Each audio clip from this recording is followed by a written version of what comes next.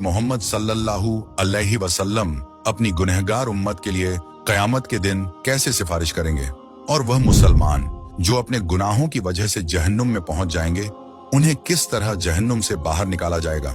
आज की यह पूरी वीडियो इसी अहम और दिल को हिला देने वाले विषय पर है। प्यारे नाजरीन, एक समय आएगा जब जमीन पर अल्लाह का नाम लेने वाला कोई नहीं बचेगा। चारों तरफ शिर्क और नाफरमानी फैल जाएगी। तब अल्लाह ताला इसराफील अलैहिस्सलाम को हुक्म देंगे कि सूर फूंको।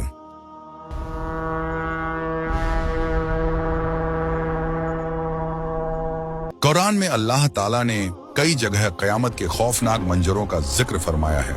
उन मंजरों में सबसे बड़ा और डरावना मंजर वही होगा जब इज़राफील अलैहिस्सलाम सूर फूंकेंगे।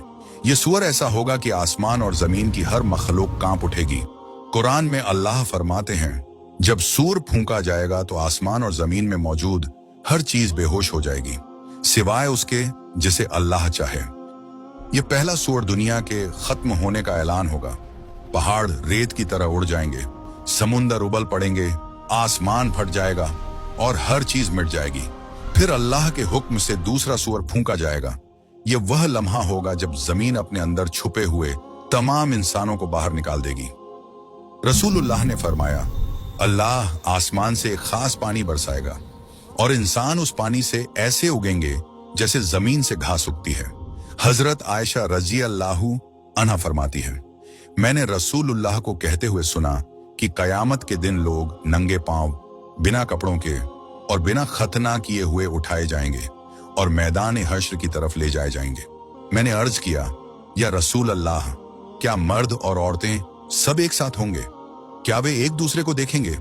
आपने फरमाया, ऐ आयशा, उस दिन की सख्ती इतनी ज्यादा होगी कि किसी को किसी की तरफ देखने का होश भी नहीं रहेगा। जब लोग कब्रों से उठेंगे तो जमीन को बिल्कुल सपाट कर दिया जाएगा, सूरज बहुत नजदीक ला दिया जाएगा।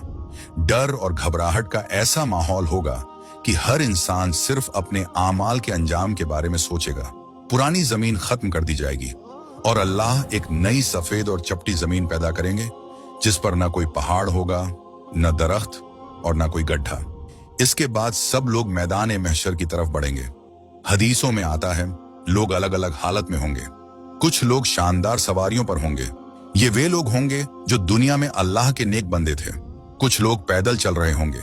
कुछ लोग घुटनों के बल घिसटते हुए आएंगे क्योंकि उनके आमाल कमजोर होंगे, और कुछ लोगों को उनके चेहरों के बल घसीटते हुए लाया जाएगा। कयामत के दिन सूरज को इंसानों के बहुत करीब कर दिया जाएगा, यहां तक कि वह सिर्फ 1 मील की दूरी पर होगा। हर इंसान अपने अमाल के हिसाब से पसीने में डूबा होगा। किसी का पसीना टखनों तक, किसी का घुटनों तक, किसी का कमर तक और किसी का पसीना उसके मुंह तक पहुंच जाएगा। यह दिन 50,000 साल के बराबर होगा।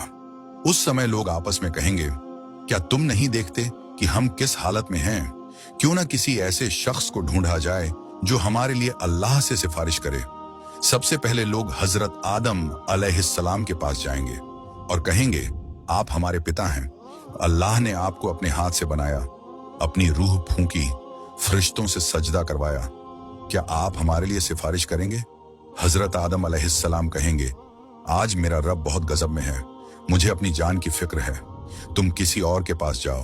फिर लोग हजरत नूह, हजरत इब्राहिम, हजरत मूसा और दूसरे नबियों के पास जाएंगे, लेकिन हर नबी यही कहेगा, आज मैं अपनी फिक्र में हूं। आखिर में लोग हजरत ईसा अलैहिस्सलाम के पास आएंगे। वह कहेंगे, तुम मोहम्मद के पास जाओ। रसूलुल्लाह सल्लल्लाहु अलैहि वसल्लम फरमाते हैं, लोग मेरे पास आएंगे और मुझसे सिफारिश की गुजारिश करेंगे। तब मैं अर्श के नीचे जाकर सजदे में गिर जाऊंगा। अल्लाह मुझे ऐसी दुआ सिखाएंगे जो मुझसे पहले किसी को नहीं सिखाई गई। फिर अल्लाह फरमाएंगे, ऐ मोहम्मद, सिर उठाओ, मांगो दिया जाएगा, सिफारिश करो, कबूल की जाएगी। मैं सिफारिश करता रहूंगा, यहां तक कि जहन्नुम में जाने वालों में से भी बहुतों को निकाल लिया जाएगा। अल्लाह के हुक्म से जिसके दिल में राई के दाने जितना भी ईमान होगा, उसे भी जन्नत में दाखिल कर दिया जाएगा। अल्लाह से दुआ है कि वह हमें नेक अमाल करने की तौफीक दे और हमें अपने प्यारे नबी सल्लल्लाहु अलैहि वसल्लम की शफाअत नसीब फरमाए।